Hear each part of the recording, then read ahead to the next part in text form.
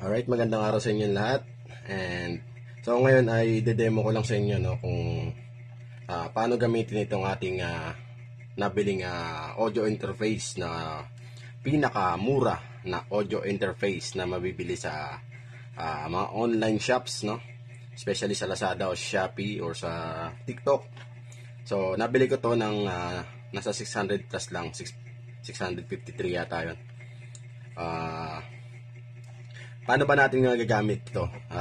Kapag cellphone lang yung gagamitin natin, kung wala tayong laptop or computer, cellphone lang, paano natin siya magagamit ng maayos? So hindi ito yung kagaya ng ibang demo na na ginagamit nila yung analog signal. So yung digital signal ng makaka-capture niya gamit itong USB at itong kanyang kasamang cable dito na USB cable, So ito, kukonek natin to dito sa likod ng audio interface. Ayan. Then, itong USB-A na kasama niya. Itong kailangan natin, OTG adapter. Kagaya ko, ang gamit ko is naka Type-C tayo na Android phone. So, ito yung kailangan natin, Type-C na adapter. So, kukonek lang natin to.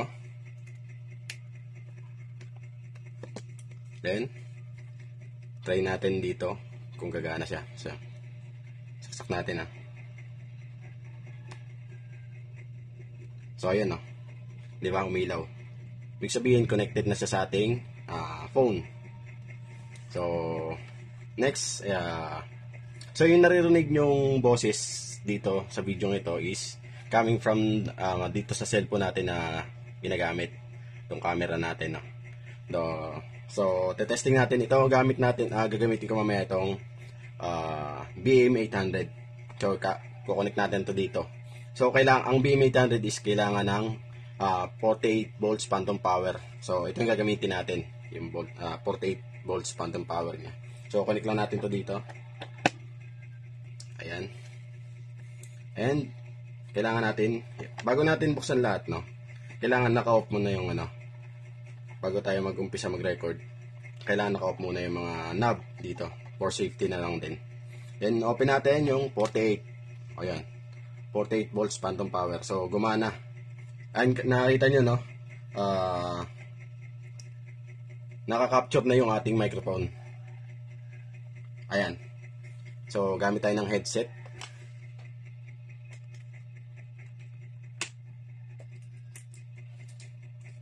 So dito natin ipa-plug yung headset natin.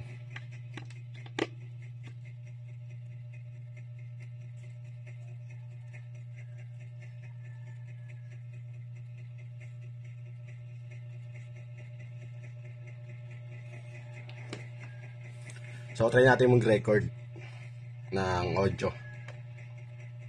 Okay. Mali. So gamit ko BandLab. So, voice audio. Ayan. So, makita nyo, blanco pa. Wala pa tayong nare-record. So, isi-sync in ko na lang yung audio na mare-record natin dito sa ating video mamaya. So, testing lang naman to. Oh, lakas. Sound check. So, dito, ang lakas ng sobrang lakas nung gain kapag tinodo mo yung volume, Kaya kailangan nasa lang. Kapag condenser mic yung gamit mo, dapat mahina lang yung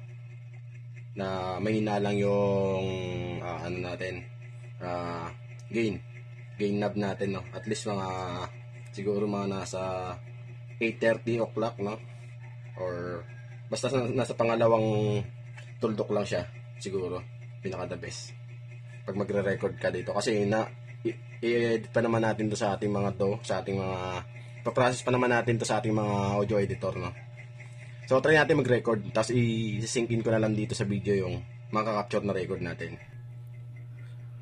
So ayan, papansin nyo, ayan, habang nagsasalita ako, nare-record yung audio natin dito sa ating cellphone.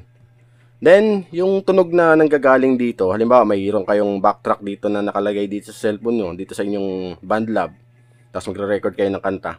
Yun ay naglo-loop back din dito sa atin mismong audio interface, kaya sabay nating maririnig yung backtrack, then yung ating boses kapag nagre-record tayo dito sa ano natin, sa interface natin. Yun ang kagandahan dito, para ka na rin parang computer na rin yung ginagamit mo, no? So ayan, ito na yung boses na naka-capture natin dito sa ating cellphone.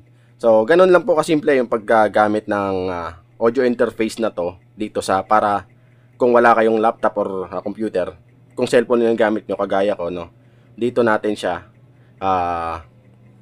ganun lang kadali yung pag-setup.